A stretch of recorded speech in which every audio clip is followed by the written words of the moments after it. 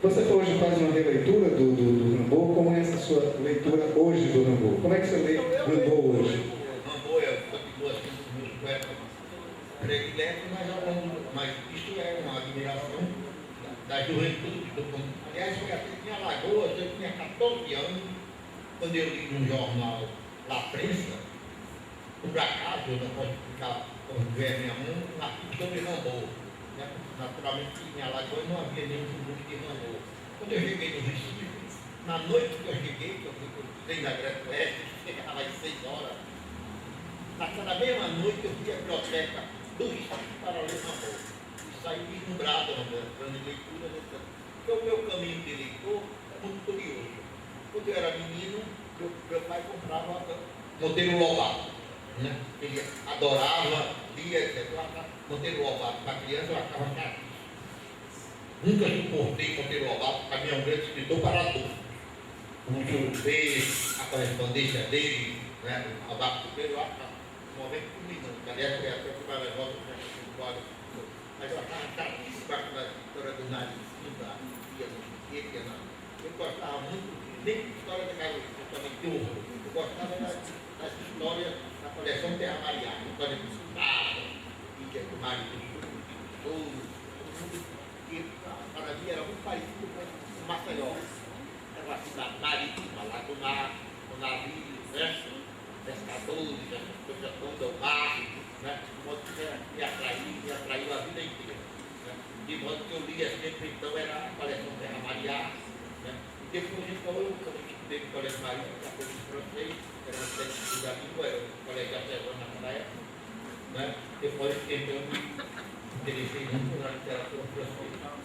Aí ele disse gritando, ele disse, não vai dizer não, isso é o nosso Carlito, grande Carlito, essa figura maravilhosa. Carlito, aí agora a gente tem mais uma mesa, né? Agora está mais duas, né? E acontecendo também lá no Lifal é que chama? Na escola lá, outras mesas e oficinas, como é que está isso? No caso seguinte, nós dividimos as palestras nesse auditório aqui, que é o auditório do Espaço Cultural, com 300 pessoas, que cabe 300 pessoas, e lá no FAO. O FAO tem um auditório e mais a biblioteca e 2 salas de aula. Lá está sempre cheio porque tem 2.000 alunos, os alunos, inclusive, estão se inscrevendo para as oficinas. A Miriam já está aqui, fez uma oficina de conto, o pessoal está empolgadérrimo, e ela me disse, porque prometeu lá na oficina de conto, que sairia um livro. Ela já selecionou na última hora da oficina, os garotos escreveram, cada um escreveu um conto, estão empolgadérrimos. Ela disse, se não sair esse livro, eu vou ser enforcado. eu não quero ser do Pelourinho, né? Então, pode ficar certo que vai sair esse livro, que vai ser uma coisa muito boa, sair um livro aqui da terceira primária. Mas eu quero pedir desculpa também, porque o auditório, nós sabíamos, estava conversando com a Rosana, que essa época do ano é uma época assim, que os alunos estão fazendo reposição de aula, estão fazendo provas, né? E é difícil trazer. Mas de qualquer maneira, eu tinha acertado com uma faculdade de literatura e de jornalismo lá de Maceió, que elas viriam para cá na quinta e na sexta-feira, e eu daria inclusive almoço, essas coisas todas, mas não é. Furou, essa aí furou. A quantidade não está boa, mas a qualidade é a primeira, é de primeira. Hoje, de manhã cedo, nós tivemos duas palestras e uma mesa aqui, que foi muito boa a palestra sobre o fundador do SESMAC e tal, e à tarde, e logo depois, uma brilhante palestra sobre a saga do Rio Prata. Foi uma coisa assim, extraordinária, um grande historiador que tem esse livro, O Rio da Prata, e logo depois da palestra dele, eu botei de propósito, houve uma discussão sobre a latinidade, sobre a literatura latino-americana, com a Adriana Ruiz, argentina, com o Roberto Bianchi, uruguaio, e a Nina Reis, que é uruguaio brasileira. E o mediador foi o nosso grande professor Eduardo Magalhães, pode ter sido nascido aqui em Maceió, mas ele é globetrotter, já morou em tudo quanto é lugar, e foi excelente. Teve que acabar aqui, quem acabou foi a fome, essa que é a verdade, senão a gente tinha ido mais um pouco para lá. Bom, então, de notícia assim que eu quero dizer, é que amanhã, ao meio-dia, vai haver um pequeno passeio só para os autores, escritores e os agregados, ou seja, marido, mulher, namorado, amante, seja o que for, e os convidados também dele.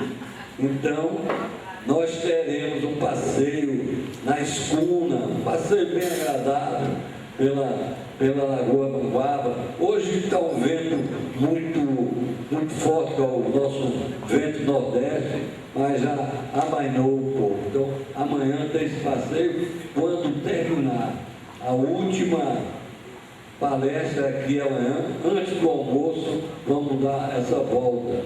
O ano passado, nós lemos no trenzinho. O trenzinho está aí, mostrando a cidade, dando uma volta pelo sítio histórico todo de Marechal Deodoro.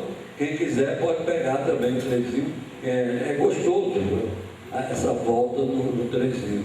Então, estava dizendo que a nossa Frimar está sendo um pouco ambulante, porque tem uma escuna, tem um trem e tem também um ônibus de biblioteca que está saindo por aí. Então, ela não está fixa, não está estanque, né? Bom, agora, hoje à tarde nós vamos ter uma palestra comandada pelo nosso Ovídio Poli, que é o homem que inventou a OFF, porque já existiam festivais de literatura, então ele inventou a OFF-Flip, um festival paralelo à oficial. A Carla está chegando, a Carla Nobre, que é de Macapá, e aqui eu também vou falar um pouco sobre o Frimar. Eu vou falar um pouco, depois o pessoal vai falar mais ainda. Então, o que eu quero dizer, cadê o Chico? Chico, vem cá, por exemplo. Enquanto a Carla não vem, dá até o nome de livro, não dá? Está chegando, acabou de mandar um torpedo aqui. Está chegando já. Está chegando a Carla? Acabou de mandar um torpedo. Então, Chico, vem cá, é porque às 4 horas da tarde, 4 até às 9, aqui junto na Casa do Marechal, vai haver um recital, um sarau de poesia. Chico, aquela poesia do Sidney Polabuzek, enquanto a Carla não vem. Vem, você vem aqui, Luiz. Vem dizer que o pessoal pergunta todo dia porque que eu uso isso aqui. Isso aqui tá vendo aí, a decoração foi feita pela Lavinha, né? E o nosso outro vídeo, que tem o vídeo aqui do Rio de Janeiro e o daqui de Alagoas. E o pessoal perguntando, então, isso aqui é do Pontal da Barra. O Paulinho está com um trabalho ali também, uma decoração. Isso aqui é do Pontal. Isso é decoração. Está tudo decorado ali. Porque tem a decoração, o dele é decoração. Filé do Pontal, né? Eu gosto de usar isso aqui. Então, se vocês que estão de fora aqui, se quiserem dar uma passada no Pontal, ou então pegar os produtos. Aqui também vai deixar o pé. Aqui tem muito. Aqui também tem muito. Labirinto, filé, aqui também tem. Mas aí vamos à poesia do Sidney. Sidney escreveu um poema. Corta ele logo na programação. Já está fazendo propaganda do Pontal, cara. Desculpa, rapaz. Não, mas aí do Pontal da Barra, não, desculpa. Não, mas vou pedir desculpas aqui. Aqui é Mundaú e Manguaba, Lagoa, né, Carlito? Então eu me confundi, porque lá é Lagoa Mundaú, Pontal da Barra fica mais só, como banho em dois lugares, então é uma coisa só. E a influência de lá, daqui, foi que começou a fazer lá, que aqui foi o primeiro lugar, né? Bom, vamos ao poema. Diz assim: não se entra e sai da mata como se entra e sai do teatro. Do teatro se entra e sai da mesma forma e maneira, com 5 dedos por mão, com 20 dedos no corpo, 30 ideias na cabeça e algum dinheiro no bolso. Com vida, se entrarmos vivos, defuntos, se entrarmos mortos. Na amada mergulhamos por completo, inteiramente. E quando à tona tornamos, aí nós algo de menos. Pode ser farto suor a encharcar nossas vestes, nosso sangue, nosso sêmen, que em seu ventre floresce. Pode ser nossa agonia, nossa careta de gozo, nossa contrição de prece. Ou a fadiga que inunda e mina os corpos prostrados, enquanto ruge lá fora um vento desorbitado. O fato é que algo resta longe de nós, naufragado, e não mais somos quem éramos quando cansados, fugimos no mar gozoso da mata. Não se entra e sai da mata como se entra e sai de um alto. No alto se anda e se passeia por ladeiras e ruas planas, por campos, charco, deserto, asfalto, barro batido, canaviais, açucenas. E ao retornarmos, restamos inteiros e vivos, de igual forma como entramos. Na amada mergulhamos por completo, inteiramente. E quando à tona tornamos, aí nós algo de excesso. Pode ser o seu perfume, resplandecendo em nossa pele, a mancha do seu batom, tatuada em nosso ombro, ou o pelo negro do pubis, boiando em nossa saliva. Ou nosso peito inflado, de Senhor dono do mundo, porque senhores da mar. O fato é que ao final da batalha se confia, em nosso corpo gravita o que antes não usaria, crustáceos, sargaços, sal, areia, maresia, ou algo que antes no mar gozoso da amada dormia. Não se entra como se sai da amada. Em nós, algo se acrescenta, ou em nós, algo há que falta.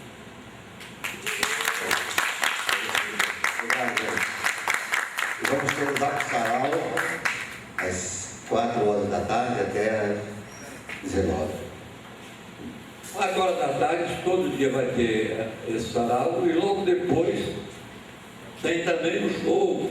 Hoje tem o Dida Lira, o nosso grande cantor, Dida Lira, tem chorinho, e existe aqui em Marechal Deodoro um encontro de forrozeiro que é uma coisa que eu acho extraordinária. Todo domingo tem um bar do Rafael, tem esse encontro de sanfoneiro. Vem sanfoneiro de toda a região, vem sanfoneiro. O bar do folclore também vai. Então, vem sanfoneiro de todo lugar, e cada sanfoneiro tem direito a tocar 10, 15 minutos, mas o inusitado e o bacana que eu acho é que não tem essa festa de dançar só aquele tipo americano de loura bonita dançando. Lá dança todo mundo, uma baixinha desdentada ou uma mulher da bunda grande, todo mundo dança à vontade.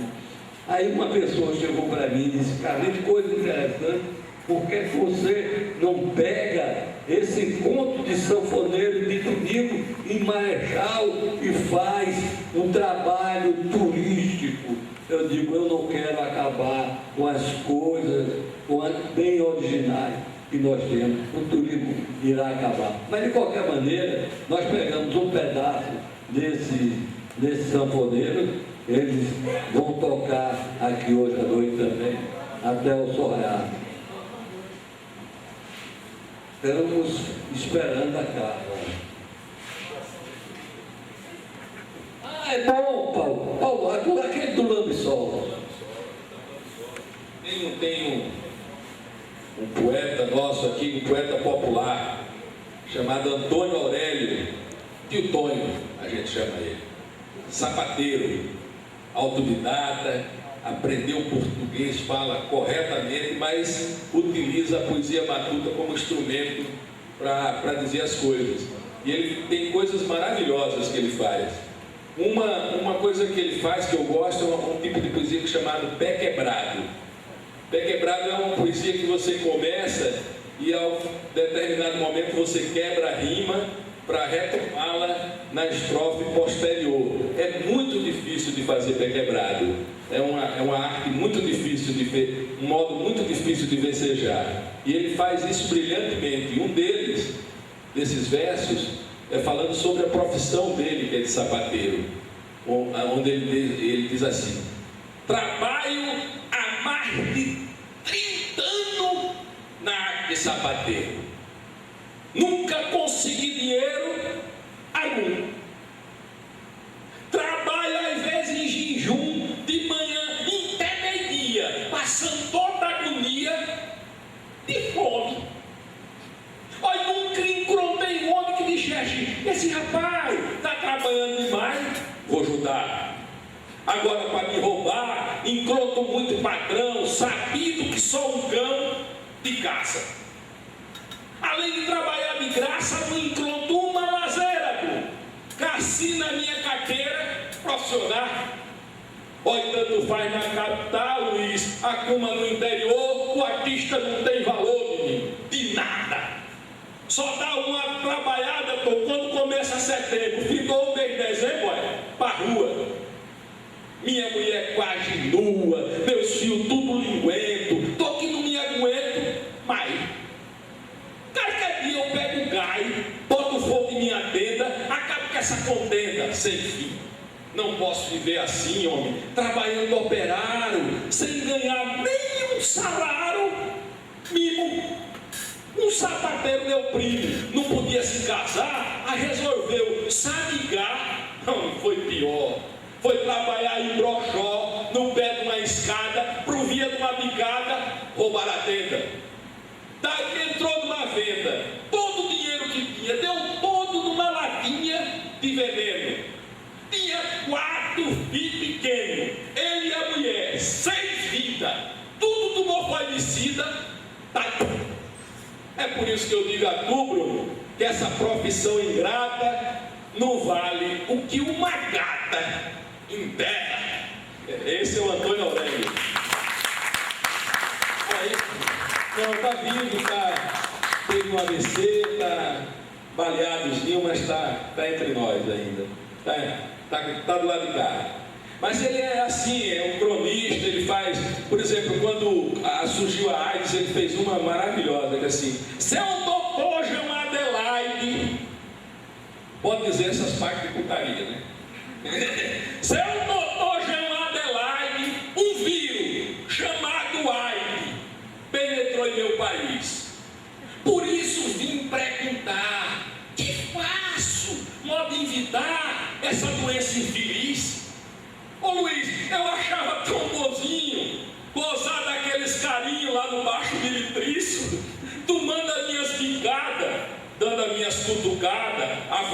sem compromisso.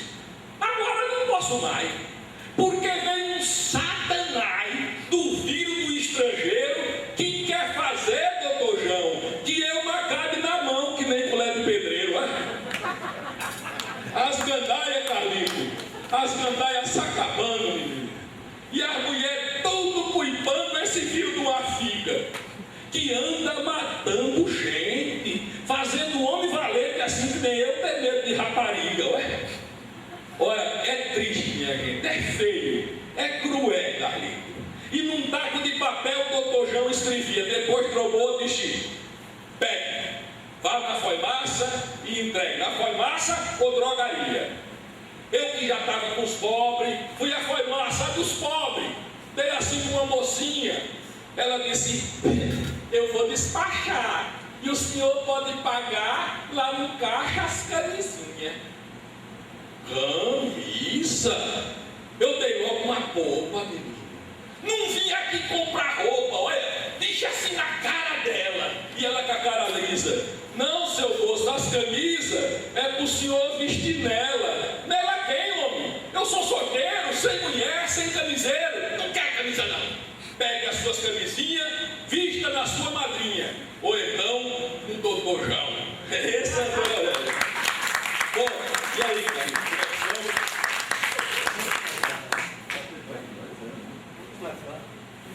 Vamos, já podemos começar? A Carla acabou de ter um problema com o transporte lá da pousada. O rapaz da pousada informou que já tinham buscado, já haviam buscado na pousada e não, ela estava lá até agora. Mas ela está chegando, né? Então vamos, quer esperar aqui? O Chico disse mais um aqui, Chico. Tem que começar, né? Tá, a gente começar então? O que você acha? Isso, chegou. Aê. Bom, então vamos tocar o barco, porque a Carla teve problema lá na pousada, lá que o porteiro da pousada informou que ela já tinha vindo. A gente ficou esperando aqui e nada, ela esperando a gente lá. Ela veio do Amapá. Aí.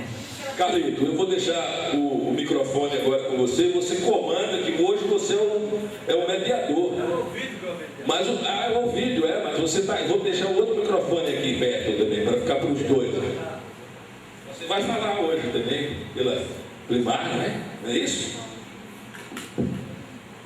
Isso. Bom, então, a gente vai começar então mesmo, um pouquinho atrasado, mas a gente dá uma encurtada aí no final, né, para chegar junto aí com as próximas vezes que tem, né?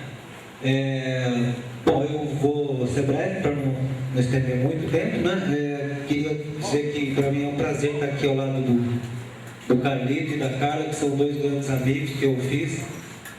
Tanto a Carla quanto o Carlito eu conheci na Off Flip, né? Que eu organizo a programação literária da Off Flip, do evento paralelo, a Flip, que existe desde 2004, né? Eu entrei na Off Flip em 2006. E lá eu conheci o Carlito, quando participou várias vezes da Off, a Carla também participou lá com o grupo de poetas do Amapá, e são grandes amigos por quem eu tenho maior admiração. Dois guerreiros, né? A Carla guerreira Tocoju, né? Lá do Amapá, e o Carlito aqui também é outro, que todo mundo sabe, né? E apesar de vocês já os conhecerem, acho que eu vou fazer uma breve apresentação aqui, começando pelo Carlito, né?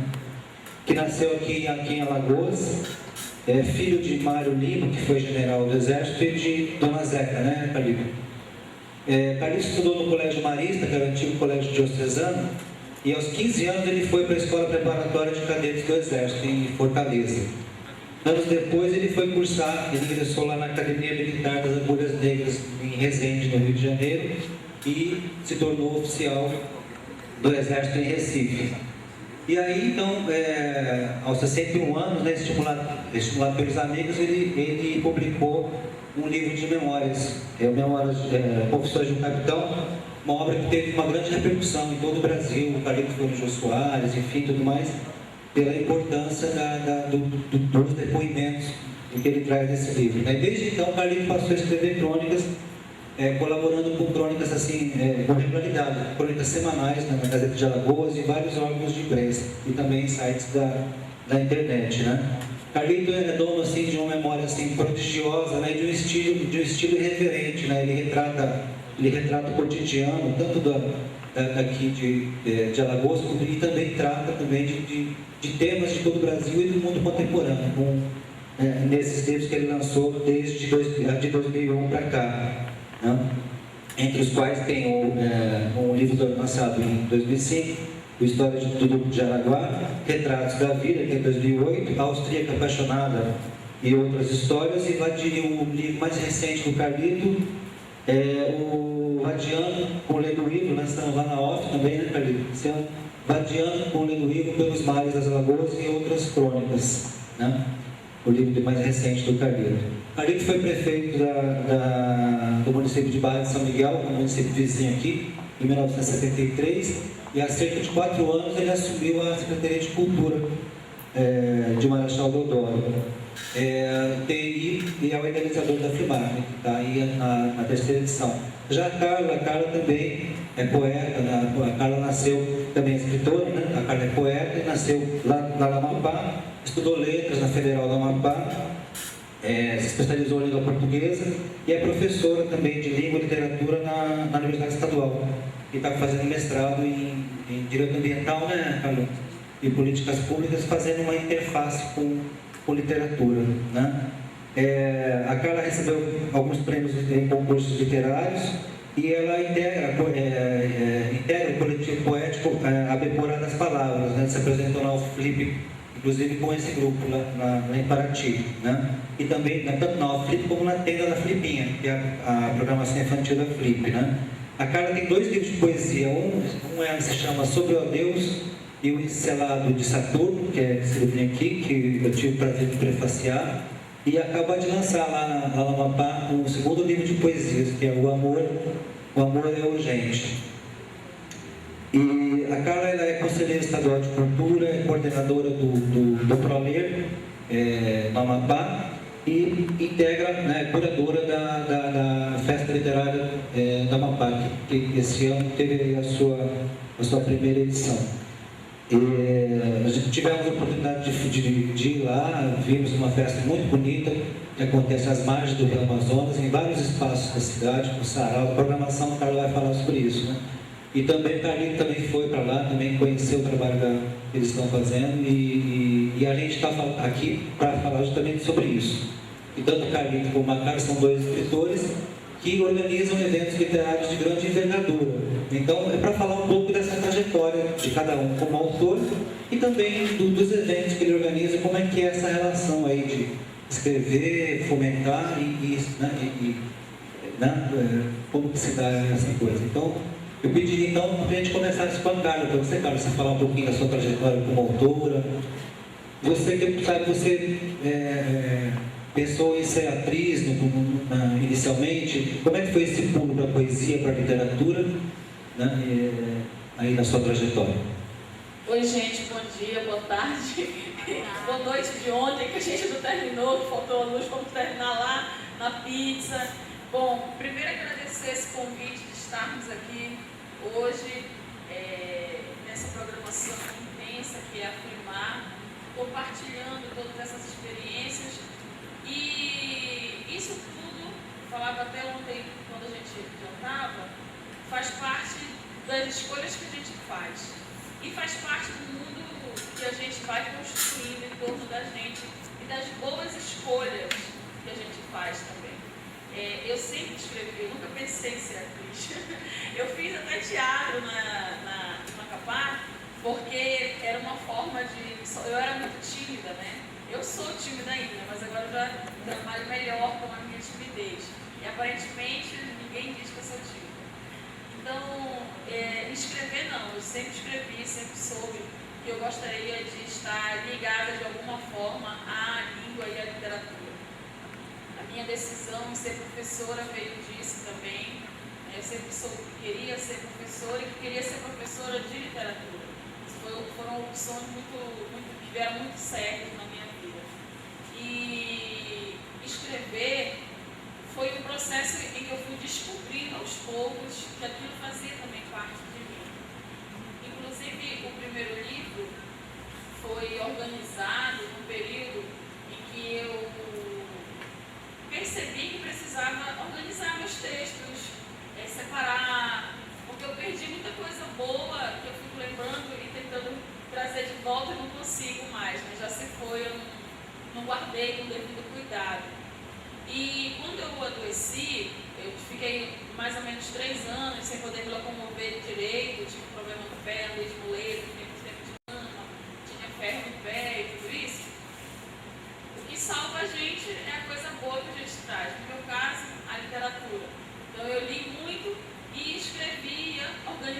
aprendi a digitar, entrar na internet, foi tudo nessa época.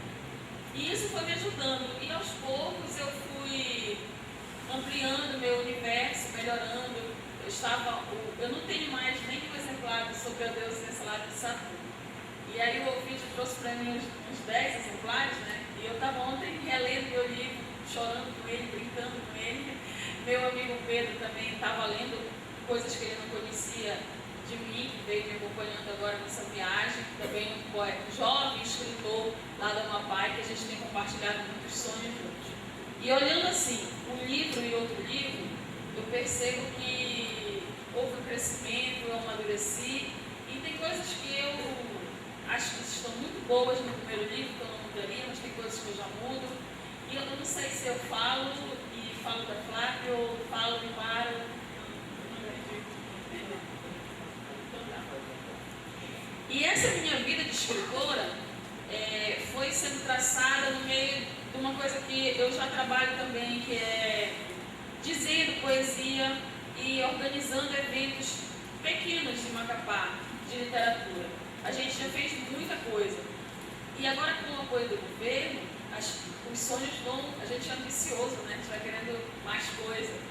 E a gente conseguiu, o nosso grupo de poesia, o Temporada das Palavras, conseguiu lançar no passado uma agenda literária com a participação de 29 autores amapaenses. Isso, assim, foi um marco. A gente fez assim... fez igual a galinha, né? Cacarejou direto, conversamos e a poesia ficou ali no cotidiano das pessoas, a agenda foi muito bacana. E a primeira-dama do estado do Amapá, ela tinha muito essa vontade da gente fazer a feira literária. Ela perguntou se dava para fazer. Eu não sou produtora de eventos, eu sou uma escritora, eu sou uma artista, mas eu disse que dava para fazer. Eu nem sabia direito onde eu estava me metendo. Eu falava até pro Ovídio, quando ele foi para a Flávia, que se eu soubesse, talvez eu não tivesse encarado um desafio tão grande, porque é muita coisa, né, Carlita? A gente fica sem saber, às vezes eu não sabia para onde eu ia. E eu queria resolver tanta coisa e sabia que nem tudo estava ao meu alcance. Mas enfim, nós conseguimos fazer a Flávia com as boas escolhas que a gente vai traçando na vida. Uma boa escolha foi essa, de poder compartilhar essa amizade com o Ovídio e ele poder me orientar em quem trazer, em que pessoa escolher, inclusive até algumas escolhas erradas que a gente fez, a gente amadurece com elas.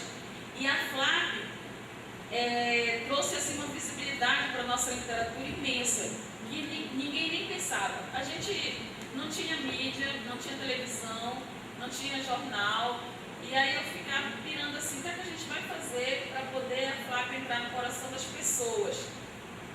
E aí uma coisa que a gente pensou foi fazer vários eventos pré-Flávia, porque eu li direitinho o manual da Biblioteca Nacional sobre a construção de uma feira, né? E lá tinha uma coisa bem bacana que se diz, que a feira ela tem que ser o antes, durante e depois. Só assim que ela vai ficar marcada na memória das pessoas. E aí, os eventos pré-Flávia começaram pequeninos, quando a gente deu, todo mundo já falava, qual é o próximo evento da pré-Flávia? E a gente lançou o Corredor Literário, a gente levou a patrona da feira, que a gente escolheu, a dona Esmeraldina dos Santos, que está no seu segundo livro, que é uma mulher negra, uma mulher que mora numa área de proteção ambiental, uma área considerada quilombola. Então foram escolhas certeiras, porque a gente juntou também, a primeira Flávia veio com o subtema Rio Acima, Mar Abaixo, que é o título de um livro do Rogério Andrade, que é um escritor mineiro, mas badaladíssimo no Brasil, fora do Brasil, na África, ele tem muita essa ligação. E a gente foi fazendo escolhas pequenas e boas, certeiras, que acabaram marcando as pessoas. Quando a gente começou a Flávia, o teatro lá tem 700 lugares, o Carlito estava na abertura, a gente fez uma mobilização muito de boca a boca. Nós tivemos um teatro lotado, gente fora do teatro. Nós nem acreditamos nisso, das pessoas indo lá para pegar o Vale Livro, para ouvir leituras. O governador fez um gesto que me encantou, que ele pegou o livro de uma autora nossa, Luni Rojansky, que é uma mulher maravilhosa, e leu o livro do início ao fim. E eu ficava um pouco com medo de achar como é que as pessoas iam entender esse gesto. E o teatro assim, veio abaixo de aplausos, as pessoas gostaram da leitura. Foram várias escolhas bonitas que foram se tecendo ao longo da FLAC e que me fizeram ter a certeza de que eu posso nem organizar mais nenhuma FLAC. Nem sei se quero ainda, nem sei se vou, mas a gente fez uma escolha excelente, porque o estado do Amapá, ele tem muitos eventos grandes. A quadra junina, onde é investido mais de R$1 milhão, o carnaval, onde são investidos mais de R$2 milhões. E, enfim, a Encontro dos Tambores, agora que aconteceu dia 20 de novembro, que é investido mais de R$1 milhão também. E a literatura não tinha nenhum evento desse porte. E continua não tendo, porque a FLAC custou 350 mil, mais ou menos. Mas a gente fez um barulho tão grande, mas tão grande, que ano que vem esse orçamento com certeza vai beirar o R$1 milhão. E ele vai com uma certa consolidação, apesar de vir para o seu segundo ano, mas ele vai consolidado no sentido de que as pessoas gostaram do livro. Todas as noites nós tínhamos saraus, os autores foram para as escolas. Isso que foi bacana, porque como a gente não tinha mídia, nós reunimos com diretores. Aí os diretores que a gente tinha mais proximidade, levamos a FLAC para lá, para as escolas, para fazer o rufar literário. E quando a gente viu, foi uma explosão tão grande, todo mundo falando da FLAC, sem a FLAC ter uma sessão de televisão, que até antes de vir para cá, eu ainda estava dando entrevistas falando do que significou a FLAC. Então eu acho que a literatura faz essas coisas com a gente e é capaz sim de mudar a vida das pessoas. Eu tinha trazido algumas imagens, mas pelo tempo que a gente teve esse problema, não dá nem para pensar em mostrar. Mas uma imagem muito especial, eu quero finalizar com isso, porque eu falo muito também, né? Então vou finalizar. Um garotinho, a escola levou um ônibus e foram lá para pegar o Vale Livre, que a gente deu R$100 mil em Vale Livre para os alunos da rede pública e professores também. E esse molequinho, ele se perdeu da turma e ficou lá. Aí levaram ele para o escritório, ele disse que tinha se perdido, chamamos o diretor, e o moleque lá, né, sentado, lendo o livro que ele tinha escolhido, um livro lindo. E eu disse para ele, o que é que tu achou disso, de ter comprado o teu livro? Ele falou, nunca comprei o livro, e eu fiquei muito feliz, eu estou muito feliz. Aí ele leu um trechinho do livro para a gente, e batemos foto. Então eu fico pensando que, mais do que para mim, escritora, mas se a gente conquistar mais leitores e tiver um mundo capaz de sonhar, de imaginar, porque tem um teórico, que eu esqueço agora o nome, que ele fala que a gente não pode ser matemático, físico, 24 horas por dia. A gente sonha e imagina. E a arte, ela passa pelo sonho, pela imaginação, e é capaz de fazer o nosso coração mais leve, mais feliz. E a FLAC fez isso, cumpriu o seu papel, que é também o papel da literatura.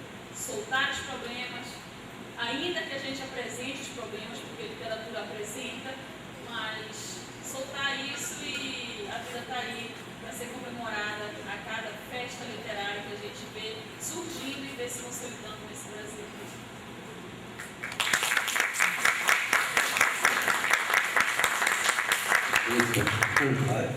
Não dá mais nem vontade de falar, Carlinha. Foi tão lindo que você falou.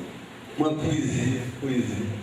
Quando tem que dizer alguma coisa, estou marcado de dizer alguma coisa sobre mim, mas a maioria aí me conhece. Então, já estou na idade quase proveca, 73 anos.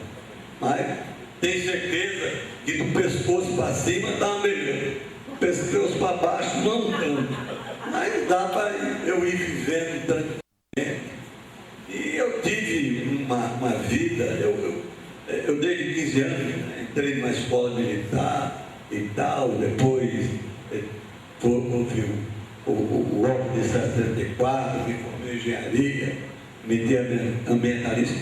Na verdade, eu sou um ex-quase tudo. Fui ex-militar, ex-prefeito da Barra de São Miguel, ex-ambientalista, ex-presidente da Escola de Samba Unido do Poço. Eu só não sou ex-marido. Há 43 anos estou com a mesma mulher. Isso não é brincadeira. 43 anos. Então, e eu costumava a contar histórias, principalmente no tempo do golpe militar. Eu fui a favor do golpe no primeiro momento, e depois começaram algumas decepções. E eu vivi no Recife, segunda companhia de quarto, que era o quartel de tropa, de elite do quarto exército. Ficou preso lá apenas Julião, Gregório Bezerra, Paulo Freire, Paulo Cavalcante, essa turma da pesada. E eu tive contato direto com esse pessoal durante 1 ano e meio, quase 2 anos. E um dia até chegou a filha de um preso novo, preso que veio do 14RI, e toda quarta-feira à tarde tinha a visita aos presos. E quando eram 2 horas de visita aos presos, agora quando eu estava de oficial de dia, essa visita sempre se estendia por mais umas 2 horas ou 3. E principalmente depois que chegou esse preso político, porque ele tinha uma filha, olha Maurício, era a coisa mais linda do mundo, 17 aninhos, com 2 olhos, parecia 2 fimbras, e a gente começou a se paquerar, tal, etc. E eu terminei namorando com a filha desse preso político. E acontece que foi uma coisa de Romeu e Julieta, cara. Nem o comunista que estava preso estava querendo, e nem meus colegas e os generais também. Então, foi aquele negócio todo, com 3 meses de namoro, eu fui chamado do quarto exército, já era o general Lira Tavares. General Lira Tavares, ele era um dos intelectuais do exército. Ele entrou na Academia Brasileira de Letras e era um poeta. Ele tinha um pseudônimo, era Adelita, Aurélio de Lira Tavares. Adelita. Né? Bom, então ele me chamou e disse: Lima, que história é essa? Você namorando a filha do preso político, tal, etc. Eu estou namorando. Não admito um tenente meu verde oliva da Mora, é filha de um filho da puta do tenente, de um preso político, acaba esse namoro. E naquela época, hoje não, hoje era frouxo, eu dizia assim, senhor, ir embora. Mas aí eu fui dizer, o senhor não tem nada a ver com minha vida particular. Ele falou, sai daqui, ficou vermelho. 2 dias depois cantou minha transferência lá para a Serra da Raposa, onde tem, lá em Roraima, onde tem os índios. Passei 2 anos entre os índios em nome do amor. Foi lindo isso. Mas eu estou contando essa história porque eu contava. Isso é um romance. Então, eu contava essa história, muitas histórias, isso é apenas um tiragosto que eu estou contando para vocês. Então, os meus amigos exigiram, e então eu escrevi um livro chamado Confissões do Capitão, sem muitas pretensões. Aí um dia eu vejo no Correio Brasiliense sai uma crônica sobre esse livro, o Carcereiro de Arraiz, de Luiz Gutenberg. Eu fiquei empolgado. Luiz Gutenberg é aquele cidadão que está ali, meu convidado. Você, Luiz, levanta a mão para você, é um dos maiores jornalistas do país.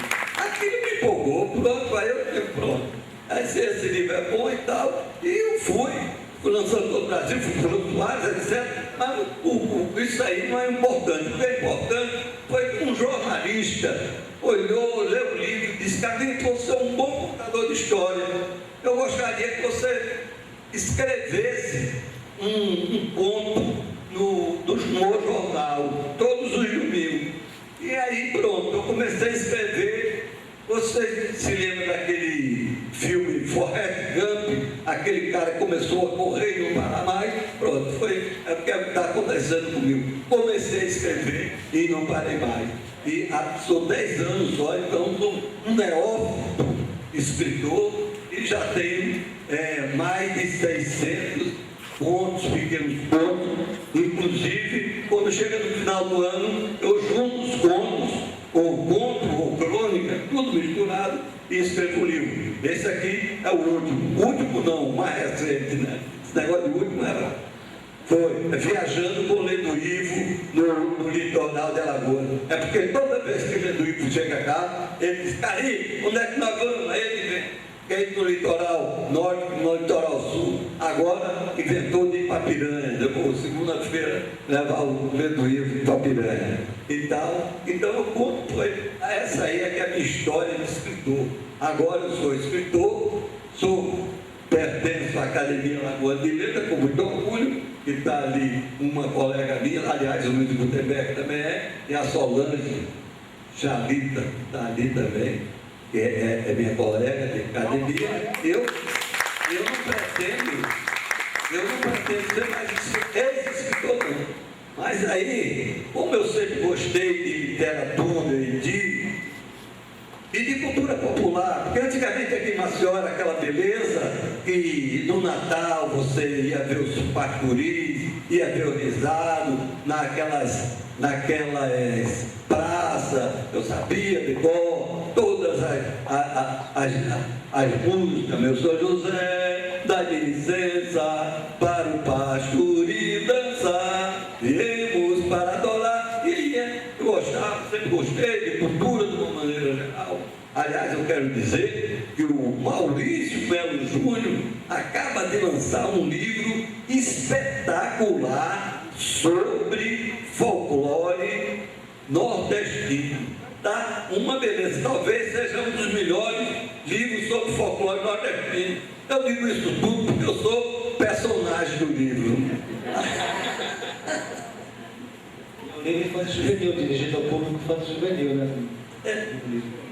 Bom, então, por conta disso, e também aqui em Alagoas, essa turma mais antiga, nós somos saudosistas de dois grandes festivais, que antigamente tinha um festival de cinema em Penedo, e aqui em Marechal Deodoro tinha um festival de verão, teve 4 ou 5 edições, era uma beleza o festival de verão aqui em Marechal Deodoro, vinha Vinícius de Moraes, era uma coisa assim, não só o Vinícius, veio Alceu Valença, era sempre um grande artista, mas mostrava a nossa cultura, principalmente artesanato, aqui dentro de Marechal, e se fazia os bares, tinha um bar chamado Marechal, que era uma beleza, não saía do Marechal. Agora tinha outro meio perigoso, que era o inferno,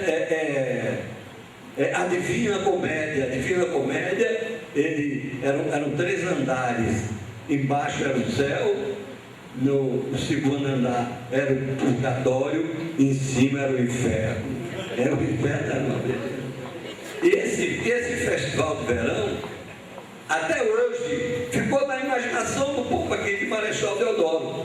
E ele foi inventado, sabe por quem? Por a nossa querida Solange Lages, que está ali, Solange Chalita, a minha colega, foi a inventora do festival de verão.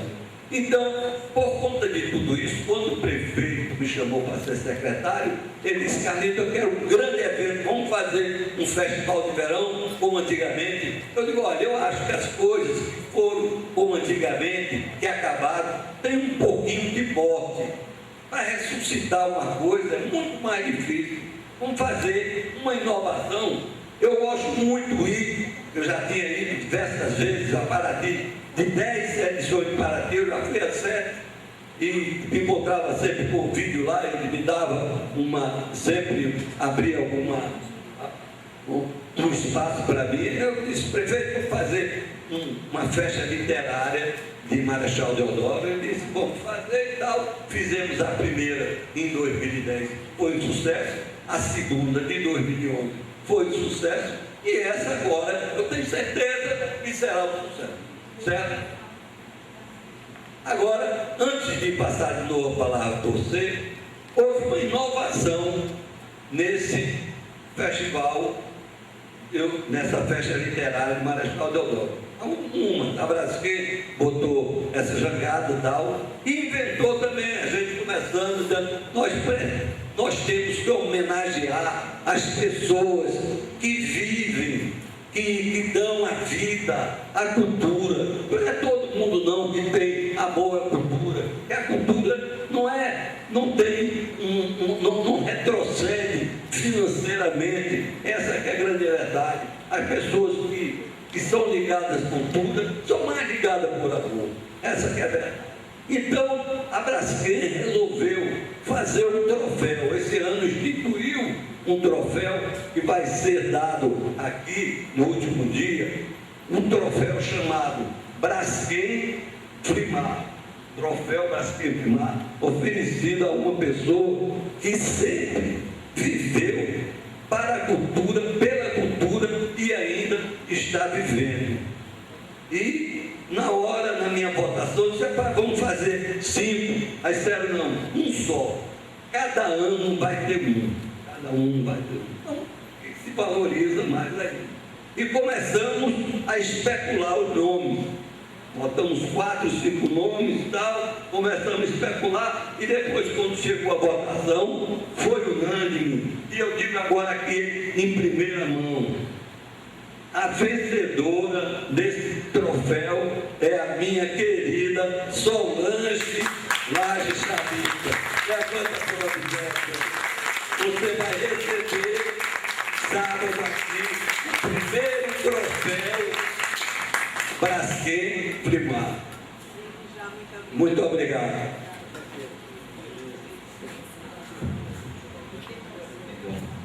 A cada ano, uma coisa que eu notei, no primeiro ano a Frimarzinha ela foi incipiente. Então, o ano passado a Frimarzinha já tomou conta da orla, avançou pela orla, que eu acho que a semente mais importante de toda a Frimar é o trabalho que é feito com as crianças, né? Assim, ainda não tive, esse ano não tive tempo de passar lá ainda, mas eu conversei com o companheiro que estava lá no IFAL com a gente, o Lito, né?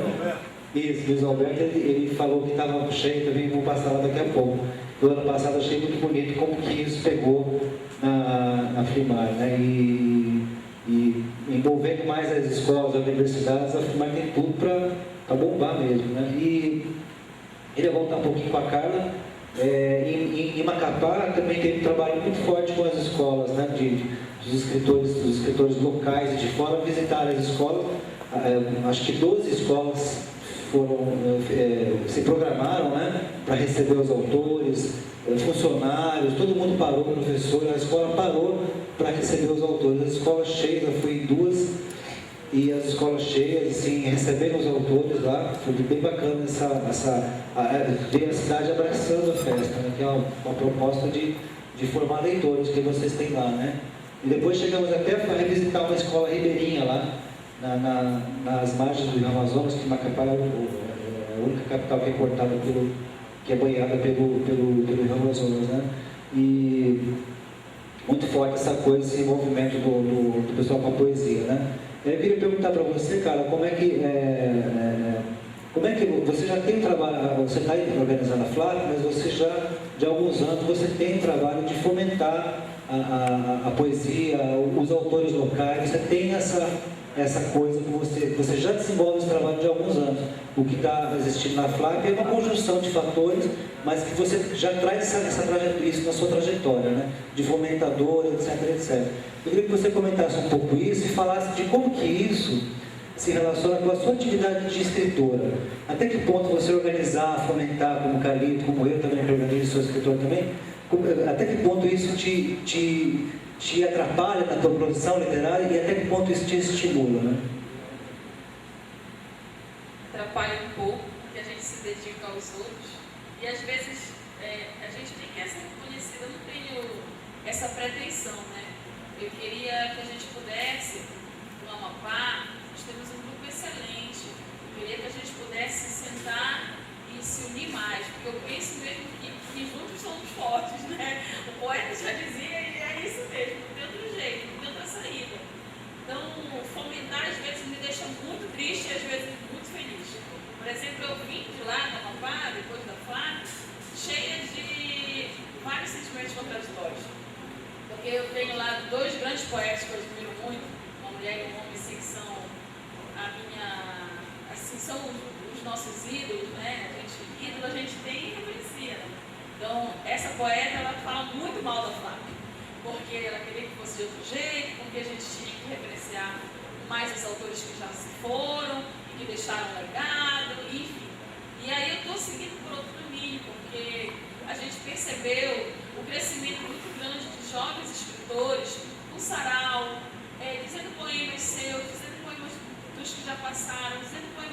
atores que eles admiram no mundo, no país.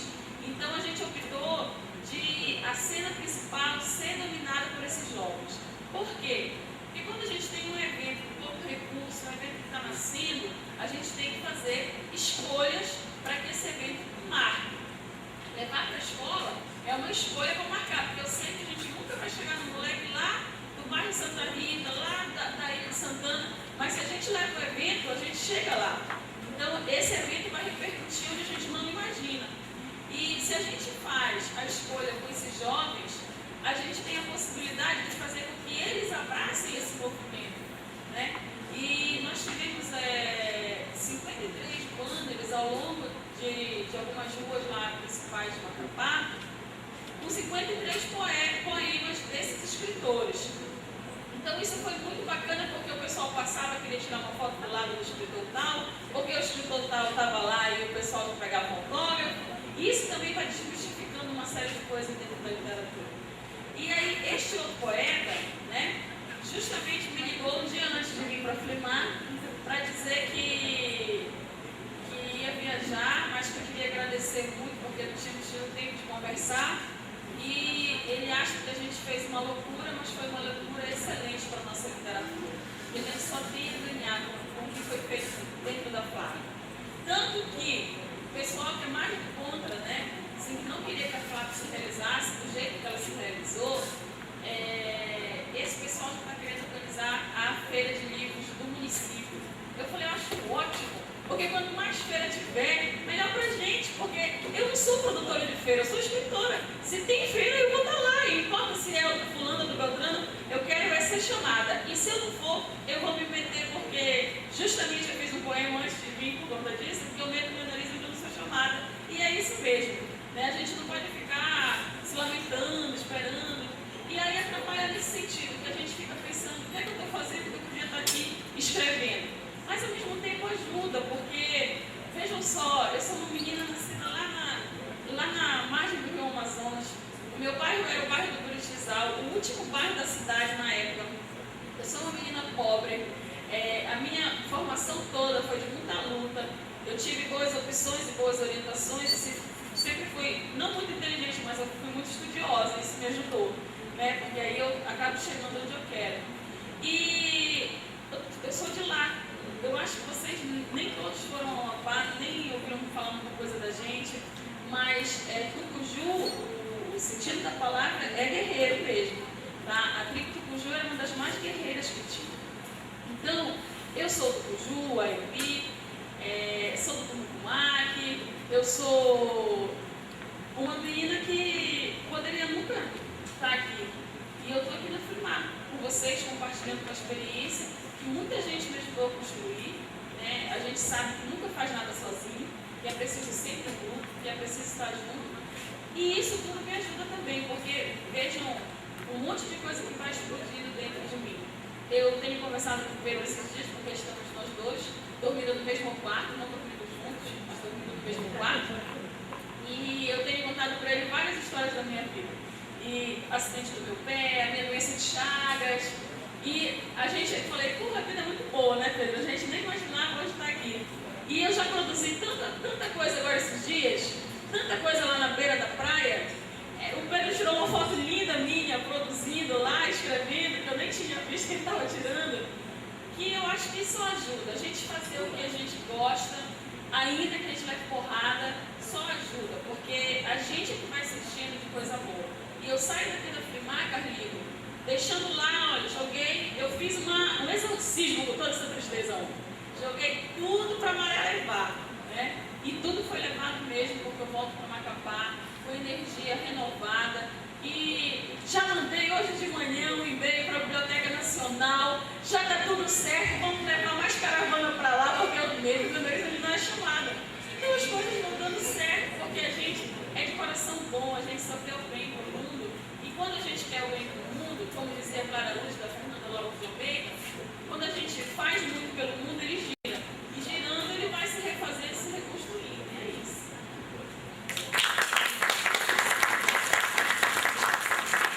A gente podia abrir uma rodada para o público, o que vocês acham? Quem quiser fazer comentário, fazer um ping-pong aqui, pode ser? Se alguém quiser microfone, tem um sobrando aqui na mesa. Aqui, ó. Cadê as carnitetes aí, rapaz? As carnitetes. Você leu a crônica do Loyola? Saiu no Estadão a crônica do Loyola. Eu chorei horrores, gente. Eu não imaginei que isso acontecesse. Ele me mandou antes de publicar. Linda. Ah, é? Linda. E a receber a crônica do Loyola, eu comecei a chorar. Chorei. O pessoal chegou lá, o que estava acontecendo? O pessoal tinha acontecido alguma coisa comigo e eu lá feliz da vida. Porque imagina, gente, eu lá, Buritizal, Amapá, Guaiambi, Cuju, eu tenho esse homem dentro do meu carro. Eu levo ele para comer camarão. Eu compartilho com esse homem no momento que ele está lá escrevendo. Esse homem que é o homem que eu falo dele nas minhas aulas. Esse homem que é o homem que eu leio. Eu posso querer mais da vida? Não posso. Aliás, assim como o Antônio Torres vocês circularam juntos em várias cidades, vários estados do Brasil, até fora. O Loyola, inclusive, ele completou o circuito dele no brasileiro com uma ele nunca tinha ido. Foi. Eu postei no Facebook, deu maior. Foi. Aí ele fechou o circuito dele lá. Mais alguém? O cara, ouvindo você falar, então eu estou louca para ler o seu livro, as suas poesias. Porque geralmente quem tem uma vivência assim, pobre, na natureza, e de repente com você tem essa humildade de dizer, eu fui estudiosa, mas não sou inteligente, mas a gente vê que você é inteligente. Porque inteligente não é só as pessoas intelectuais, o fascínio, o livresco, mas sim essa sensibilidade. E faz com que você traga sua poesia, sua forma de ver o mundo, através de versos. E eu quero dizer para você, eu sou daqui de Marechal Deodoro, estou honrada com a sua presença aqui, como de todo o grupo, lógico, mas encantada e louca pelo seu livro. Eu tenho certeza que você é uma grande poeta. Só pelo seu depoimento, pela forma sensível que você se manifesta. Um beijo para você. Quero dizer também umas palavras para você. Uma das suas frases foi que você mete o nariz onde nunca é chamado. Eu também, o meu já está tão achatado de tanto me meter. Eu, quando vim aqui para Primar, a primeira vez, eu liguei para Carlito, que eu não sabia nem quem era, lá na Bahia, disse, isso deve ser Alagoa no retado, ele não vai nem querer me ouvir. E eu disse que eu vinha para cá com meu neto, mas escoteira, por minha conta e risco, para participar da festa. Eu estava começando, já tinha 2 anos só que eu publicava, porque escrever desde menina.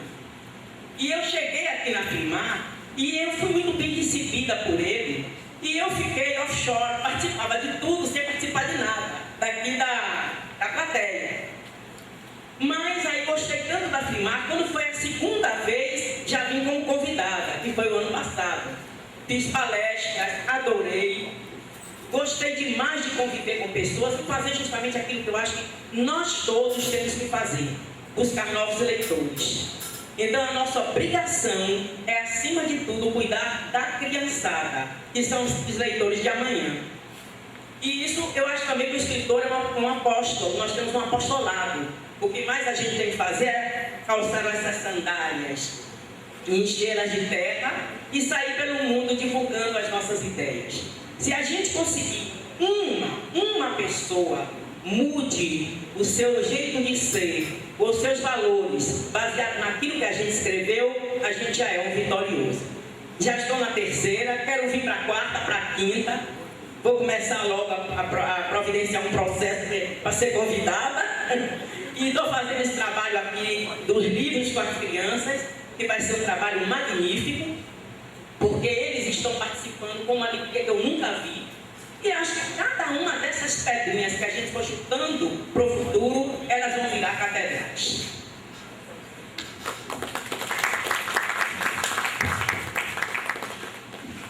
Mais alguém? Carlito, queria fazer antes da gente fazer uma fala final, ficar por conta do tempo. E me ocorreu hoje, eu estava lendo tua nota biográfica, e me ocorreu assim, tudo bem, você escreveu o seu primeiro livro a partir aos 61 anos, né? Essa dedicação mais direta à literatura. Mas todo o seu talento, essa coisa da memória, da observação, do cotidiano e tudo mais, isso veio de algum lugar, né? Então, eu queria ver você falasse assim, voltasse lá no menino dos 15 anos. Você, como filho de militares, né? Você seguiu já logo adolescente na carreira militar. Até que ponto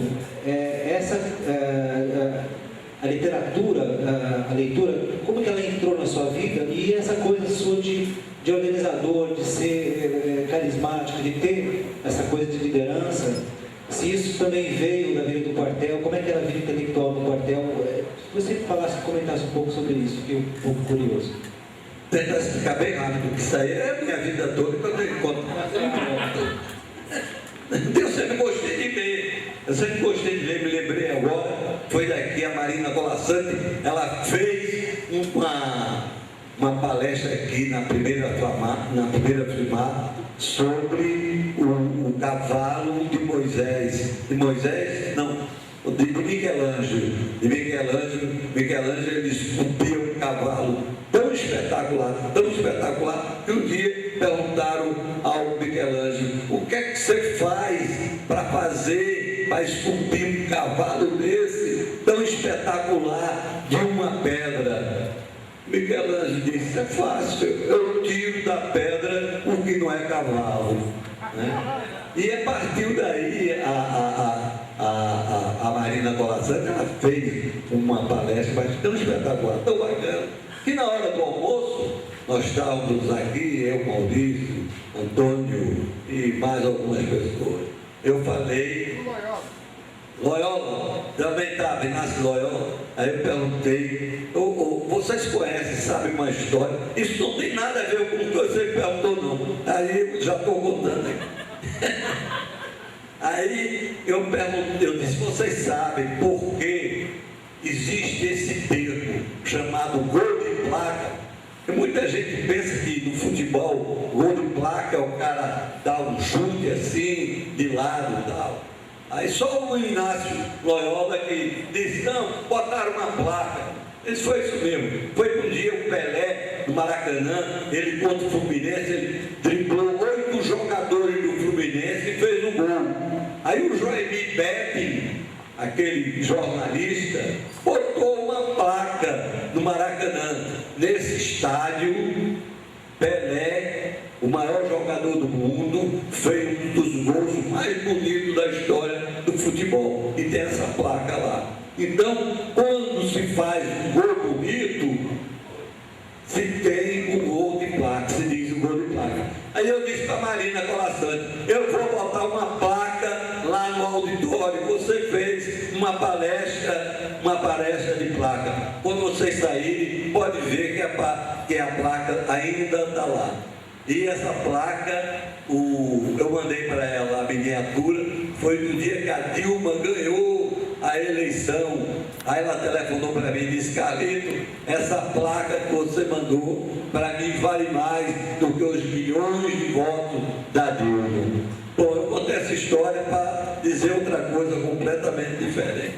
Bom, acontece o seguinte, se eu tirar as minhas coisas da minha vida, uma das coisas que eu não posso tirar é a leitura. Eu sempre gostei de ler, desde menino, de 12, 13 anos eu gostava. Meu pai era também um intelectual, era um coronel, mas era um intelectual, tinha uma biblioteca vasta lá em casa, gostava de ler, recitar, espuma flutuante e tal. Então isso aqui sempre me deu dentro do que eu faço na literatura, claro, foi minha base o que eu li nessa época. Agora eu sabia que eu tinha alguma coisa de artista. Tem gente que tem tudo. A Solange mesmo, ela pinta, ela faz poesia, escreve, faz tudo. Eu tentei pintar, foi um horror. Eu tentei tocar violão, tocar piano, foi pior ainda. E eu não sabia que eu tinha alguma coisa boa. Foi quando eu tive que escrever esse livro, Quase Imposição, dos meus amigos, os comunistas que tinham lá. Aí, rapaz, você tem que ver esse livro e tal, saiu. Aí eu descobri e vi que eu tenho certo talento. Eu gosto do que eu escrevo. Eu sou melhor do que o Paulo Coelho. Isso aí eu sou.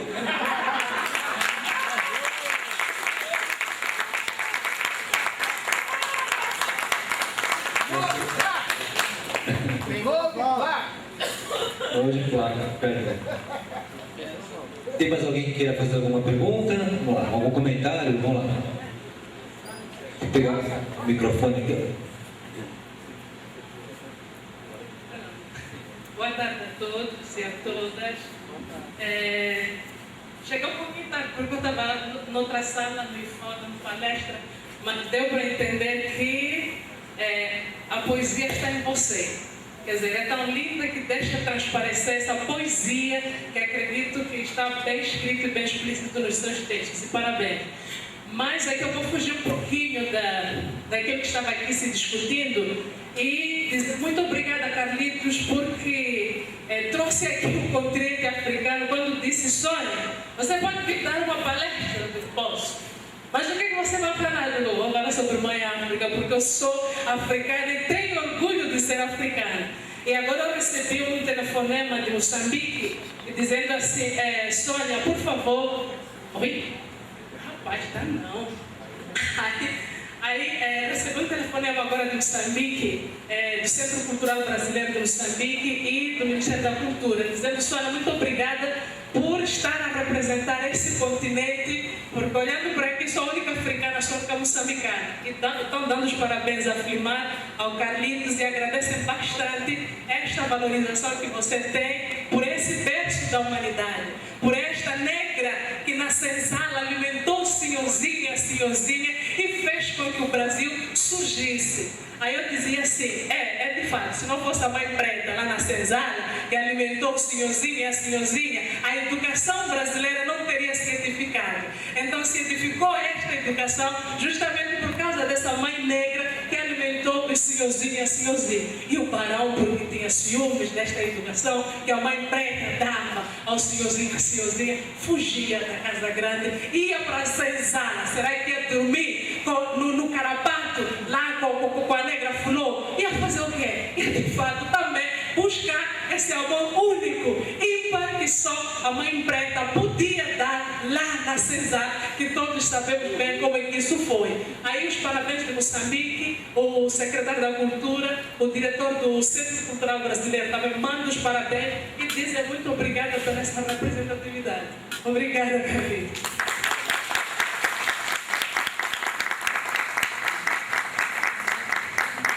Vamos então, eu queria agradecer. Você quer dar uma última palavrinha para encerrar mesmo, gente?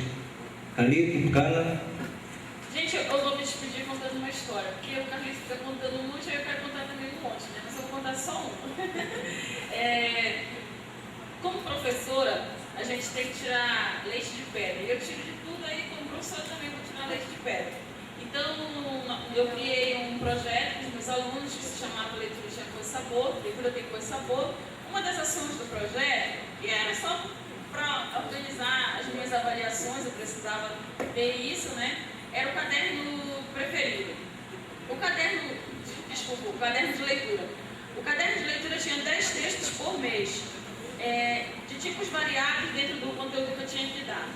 E um texto que nunca se repetia era o primeiro texto de todo bimestre, que era o texto preferido.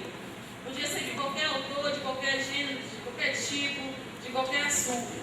Mas tinha que ser o seu texto preferido, porque eu podia pedir a qualquer momento uma avaliação para você explicar. Esse era o único texto que não se repetia. Quando eu dizia um convite de uma festa, às vezes eles xerocavam na porrada, cada um colava, eu estou vendo, né? Agora, o texto preferido, esse não repetia. E neste projeto, nós tivemos várias ações, uma delas foi sair com os meninos para ir em vários pontos turísticos ler o texto preferido. Então eu tive imensas alegrias, que seria impossível falar numa tarde, né? Uma delas foi um dia que a gente leu os textos e cada um foi lendo, cada um tinha lido um texto sobre a vida. E eu fui perceber isso no final, e eu disse aquele poema que eu disse na noite aqui, A Vida Verdadeira, do Thiago de Mello. Os alunos choraram, me abraçaram, saíram de lá iluminados. Foi até no Museu Sacara, que é um lugar que foi agora, o Carlitos também foi. E daí, no final do ano, a gente conseguiu fazer um livro, porque eles foram numa exposição. Nós fizemos um livro todo artesanal, com capa, consegui um coquetel, consegui medalha de honra ao mérito. Os pais foram convidados a fotografar o livro. Foi uma loucura, né? A escola viveu uma loucura.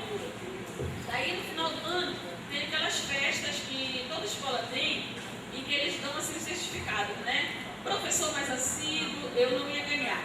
Professor mais pontual, também eu não ia ganhar.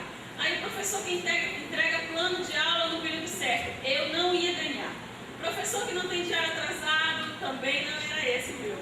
E aí, de repente, a apresentadora disse, e esse ano, para inovar, nós criamos um outro certificado. Né? O título agora vai para a professora Passeio. Eu estou lá no fundo da sala, né? E estou lá no fundo da festa. E professora Passeio desse ano, quem vai ganhar é a professora que mais passeou, a professora Carla Patrícia Ribeiro Nobre. Eu estou lá. Eu sou uma pessoa muito sensível, sou uma pessoa muito bacana, mas eu sou uma pessoa que pega a corda rápido, gente. Vocês não imaginam como. E eu pensava assim, meu marido é muito calmo, ele é totalmente diferente de mim, e ele olhava para mim, olhava para ele, você não vai fazer. Depois eu pensei, será que eu vou lá, roda baiana, chuto o pau da barraca, digo um monte de coisa, será que eu não vou, eu vou me embora agora, né? Eu fiquei pensando o que eu ia fazer. Aí eu respirei e fui lá e recebi o tal do certificado de professora Passeio. Aí eles só dão o certificado e a gente vem embora. Eu peguei o microfone da mão da menina, eu preciso agradecer o meu certificado, como é que eu vou ganhar uma coisa que não agradeço? Peguei lá. E eu disse que ser professora Passeio era maravilhoso, porque passeando nós construímos um livro, nós saímos na televisão, passeando os alunos autografaram livros para os pais, para os vizinhos, passeando a gente pode construir o título do livro junto, que falava sobre os pássaros, enfim, fui listando todas as conquistas que a gente teve só porque eu sou professora Passeio. Então, às vezes, as pessoas querem até que a gente não tenha ganhos políticos, político não no sentido da política eleitoral, mas político no sentido do que a gente está fazendo hoje. Mas a gente tem que ter clareza de que a gente está no caminho certo para não deixar esse caminho fugir da mão da gente.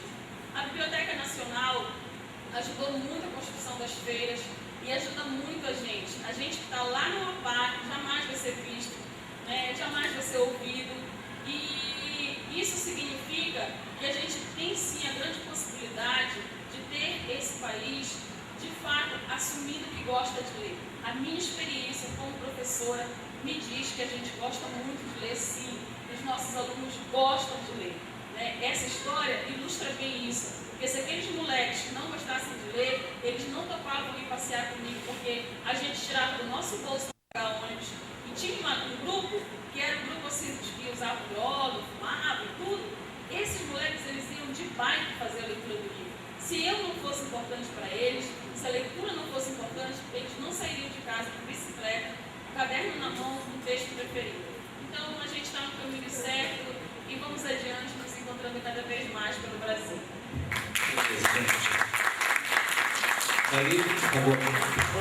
Quero entregar aqui o Marachalzinho para todos os que participam da filmagem.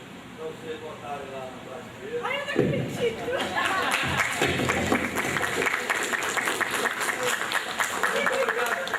Estamos atrasados apenas 1 hora. Aqui em Marechal, em Paraty tem um fuso horário de 30 minutos. Aqui em Marechal, o fuso horário é de 1 hora. Obrigado, Carlito. Abração.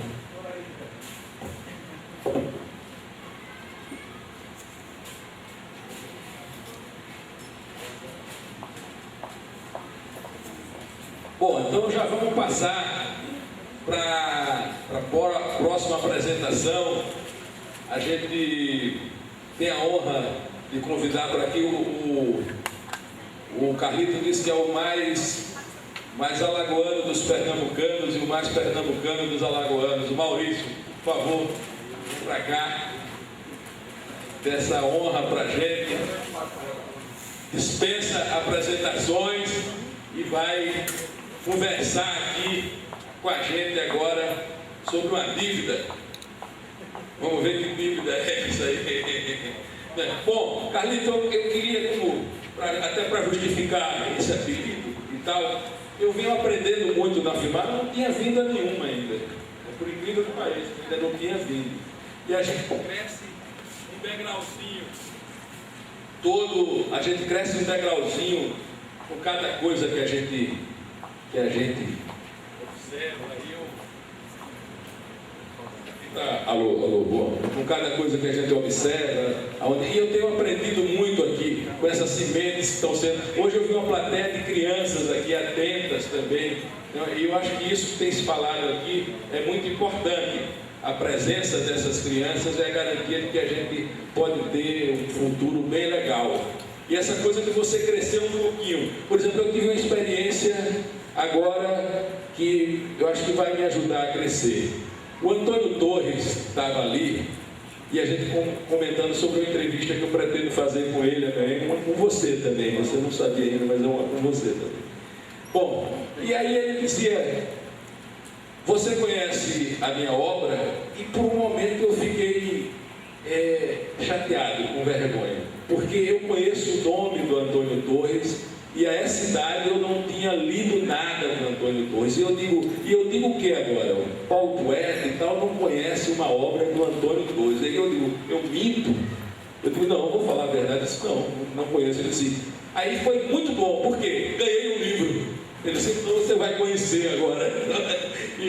E a essa idade você vê, eu que leio, não conhecia a obra, não conheço a obra de um grande escritor, que eu sei que é um grande escritor brasileiro e meu conterrâneo, e que eu idolatro como meu conterrâneo e como escritor, sem conhecer a sua obra, né? Só conhecendo o que é o peso desse nome. Então eu falava disso de acrescentar um pouco e crescer um pouco a cada dia. Isso ajuda a gente a crescer, aí galgando degraus, a entender o mundo e entender a gente mesmo. E sobre acrescentar um côvado, tem um poeta que o côvado era uma medida antiga, mais ou menos correspondendo a 10, 15 centímetros, não sei exatamente qual a medida, mas era um côvado. Então tem um poeta que é Eduardo Vaz, se eu não me engano, que eu gosto muito da poesia, que ele fala assim: procura acrescentar um côvado à tua altura,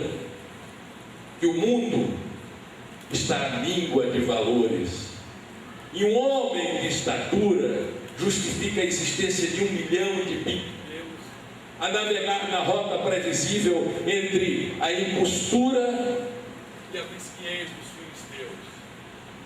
Ergue-te desse oceano que manso se derrama sobre a areia e busca as profundezas, o tumulto do sangue a irromper nas veias contra os piques de cinismo e os rochedos de torpezas que as nações antepõem a seus rebeldes. Não te renda jamais, nunca te entregues, foge da rede, expande o teu destino, e caso fiques tão só que nem um cão venha te lamber a mão, atira-te contra as escarpas da tua angústia e explode em grito, em raiva, em pranto, porque desse teu gesto há de nascer o espanto. É isso aí. É isso que o Carlinhos está fazendo aqui. Um gesto para desfocar o mundo. Essa flipar e a possibilidade dela. Com a palavra do nosso convidado. Boa tarde. Bom, queria agradecer à organização da Flimar por me chamar. Isso nasceu de uma maneira até curiosa, porque, na verdade, a gente conversando sobre os homenageados, as pessoas que seriam homenageadas na Flimar desse ano, eu disse ao Carlitos que tinha, de certa forma, uma dívida com o Theo Brandão, e ele disse, olha, você vai fazer uma palestra sobre isso, minha dívida com o Theo Brandão. Não chega a ser tão grande, mas enfim, são as ideias do Carlito. Quando eu cheguei, eu vinha para aqui, o meu amigo Tom Torres ali, me ligou dizendo que tinha pago minha dívida com o Theo Brandão. Mas eu fui conferir pelo meu CPF, meu nome está no SPC do mesmo jeito, quer dizer, a minha dívida permanece. Ele não pagou, é mentira dele. Mas enfim, essa dívida ela começa de uma maneira curiosa. Eu não sei, eu não tenho o dom condoreiro dos antigos poetas baianos, né? Mas eu vou tentar falar um pouco sobre isso, e tenho um certo constrangimento de falar de mim, porque uma vez pediram a Graciliano Ramos um perfil biográfico, e ele escreveu para o editor dizendo: quanto à biografia não posso mandá-la porque não tenho biografia.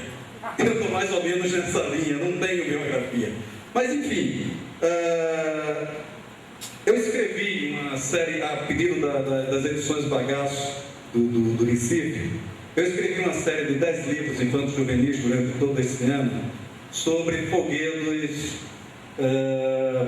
nordestinos, né? São 9 estados. A gente costuma puxar a sardinha para a nossa brasa. Eu escrevi 2 sobre Pernambuco para completar o 10º livro.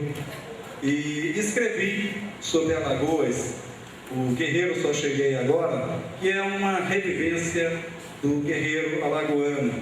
Uma leitura clássica do que é esse guerreiro, quer dizer, como este guerreiro se aproxima da cultura clássica. Isso eu aprendi com o Theo Brandão, e de uma maneira curiosa. Aconteceram 2 momentos que eu acho que foram fundamentais na minha formação, que foi quando eu escutei pela primeira vez o arranjo que o Quinteto Violado fez para a música Asa Branca, do Luiz Gonzaga, e eu tomei um choque. Aquilo era esteticamente muito sofisticado para a minha visão ainda infantil, mas aquilo me tomou de um jeito que eu disse, olha, aqui tem um caminho novo. Na época era curioso porque eu escutava tudo que era do rock americano, que na época era chamado de rock progressista, Emerson, Lake and Palmer, sei lá, quem mais? Alice Cooper, né? Rick Wakeman, tal, havia esse pessoal todo. E um dia eu levei esses discos para a casa de minha avó, aqui em Matriz de Camaragibe, que é uma cidade e ela é uma mulher semi-analfabeta, mas sábia. Um dia eu cheguei na casa dela, ela disse, Mauricinho, eu escutei todos os seus discos, né? Seus discos são bons, mas estão todos arranhados. E disse, olha, eu vou consertar esse negócio aqui, então vou dar um disco de presente. E me deu o disco, foi um rio que passou em minha vida, do Paulinho da Viola. Eu me corrigi para sempre. Nunca mais escutei rock na minha vida, né? Sou um caçais analfabeto nessa matéria, mas eu acho que eu acabei consumindo a cultura brasileira, e eu acho que isso, de certa forma, me fortaleceu a ter uma certa bagagem para poder escrever esses livros que foram solicitados pela Bagaço. E daí vem a minha dívida com o Theo Brandão, porque ainda nesses anos 70, eu ainda menino, um tio meu foi fazendo uma pesquisa sobre o folclore da Zona da Mata de Pernambuco, e eu acabei o acompanhando e descobri coisas interessantíssimas e fundamentais para a minha formação. Num determinado momento a gente foi revisitar um artista popular lá de Palmares, Pernambuco, chamado Viludo do Bife, que era uma figura fabulosa, uma figura fantástica, fazia folguedos nas ruas, ele tinha um pastoril maravilhoso, ele fazia, e ele tocava pífano muito bem, então ele assoviava muito bem, então ele saía às ruas assoviando, enfim, ele vendia ferro velho para sobreviver, mas era uma figura maravilhosa. A gente foi entrevistá-lo e ele já naquela época se mostrou preocupado com a continuação da arte dele e disse que estava preparando um certo seguidor que se chamava João, e chamou o João para dizer, olha, eu estou preparando esse menino, e esse menino é melhor do que eu, porque ele é também poeta, né? E pediu que o João recitasse um poema dele, naturalmente que é um poema popular, mas a beleza desses versos, eu tenho certeza que se equiparam aos grandes feitos da poética brasileira. O João Cabral de Melo Neto, para escrever O Morte e Vida Severina, leu todo a estrutura do pastoril que está registrado pelo Pereira da Costa no folclore pernambucano, e que está lá, está o registro mais original deste folguedo. Então, essa cultura dita erudita bebe nessa cultura popular. E o João recitou um verso lindíssimo, pelo menos para mim, né? E ele dizia assim, o Paulo, que é poeta, vai saber melhor do que eu analisar isso. E ele dizia assim, eu subi no céu a pé, fui falar com o Criador, e Pedro me perguntou, João, o que é que tu quer? Vim falar com São Tomé, que é da minha obrigação, eu quero meu coração no riso de uma mulher.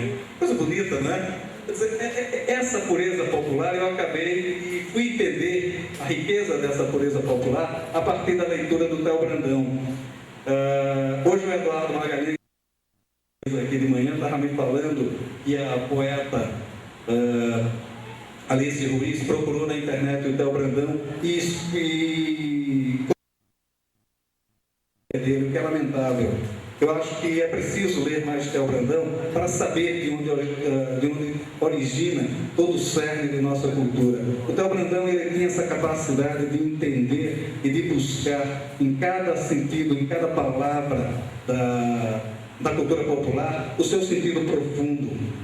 Ele tem um livro chamado 6 Contos Populares do Nordeste, onde ele mapeia toda essa leitura que foi feita desses mesmos contos em culturas muito distantes, até a cultura grega, o medo que se tinha das entidades más na cultura grega foi transposta para a cultura alagoana a partir do medo para o diabo.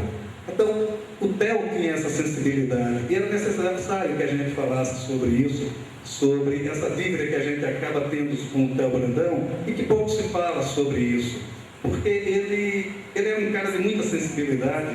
Eu lembro que quando ele morreu, em 1981, o senador Teotônio Vilela, que era parente dele, estava bem doente, e o Mendonça Neto, que era um deputado daqui de Alagoas, eu trabalhava com ele nessa época, foi fazer um discurso na Câmara dos Deputados e começou o discurso dizendo: acaba de falecer em Maceió Teotônio Vilela Brandão. Todo mundo correu para, pois achando que era o Teotônio Vilela, senador, que tinha morrido, né, que era o primo dele. E que na verdade se chamava Teotônio Brandão Vilela, né? Há essas coincidências, mas para se ver o grau de falta de conhecimento que se tinha sobre a obra e sobre a importância do Theo Brandão. Hoje em Alagoas tem um monumento a ele, a Casa Theo Brandão, que revive todo o foguete, mas mesmo assim Theo Brandão continua sendo muito pouco lido pela sua importância, né? Mas são certas falências da nossa pesquisa do folclore nordestino, outros tantos também, como o próprio Biagues Júnior. Um dos livros mais importantes já escritos sobre Alagoas é o Banguê das Alagoas, e pouco se fala nesse livro, né? Infelizmente, né? Mas eu acho que ainda é tempo, né?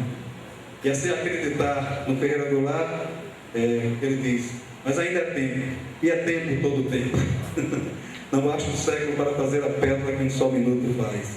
Então é necessário que a gente continue cultuando o Theo Brandão, que a gente continue lendo o Theo Brandão, porque a experiência dele como pesquisador, a sensibilidade dele, havia na década de 40, 50, quando ele convivia por aqui, uma forma de poesia muito original, que ele descobriu ser, na verdade, uma forma hispânica de manifestação poética e que era praticado aqui em Maceió com largueza, que era o ovileiro. É uma forma muito peculiar que eu não sei, não lembro de nenhum desses poemas, mas que é muito curioso, que se praticava frequentemente aqui entre os boêmios de Alagoas. Então ele ia buscar a importância disso, ele ia buscar a consciência disso, e daí eu acho que vem a minha dívida com o Theo Brandão. Na verdade, é essa capacidade de olhar com mais respeito, com mais carinho e com mais atenção para a manifestação popular, né? Bom, eu já disse, eu não sou condoreiro, não sei falar a largueza, né? E era basicamente isso que eu queria falar sobre o Theo Brandão. Como a gente já está bem adiantado na hora, eu até não tenho muito o que falar, né? A não ser que alguém tenha alguma pergunta para fazer sobre o Theo Brandão. Hoje eu iria me acompanhar aqui o professor Radjalma, que não pôde vir, e eu acabei tendo que ficar aqui meio à deriva, meio solto, mas enfim, era esse basicamente o depoimento que eu queria falar. Segurou bastante.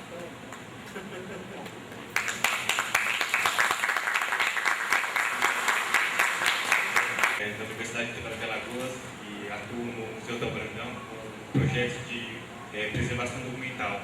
E eu fiquei aqui ouvindo muito provocado, né, pela sua fala, foi breve, mas foi bastante contundente, e dizer que a gente tem acompanhado um pouco isso, né, e visto isso, né, a necessidade realmente de se conhecer um pouco mais da obra de Theo Brandão. Eu tenho uma pergunta e também uma fala, né, até para representar um pouco o Museu Theo Brandão, embora não esteja representando oficialmente, nem por minha conta, mas primeiro dizer que essa falta, essa ausência de leitura do Theo Brandão talvez seja porque também boa parte da documentação que ele acumulou e que ele registrou dos seus estudos, ela se encontra atualmente inacessível, né? Então, e a universidade, ela, ciente dessa necessidade, ela tem trabalhado para isso. Então, existe hoje um programa dentro do Museu Theo Brandão, da qual eu participo, que a gente está retomando, né, a documentação do Theo Brandão e buscando a preservação dessa documentação que se encontrava em condições não adequadas de armazenamento.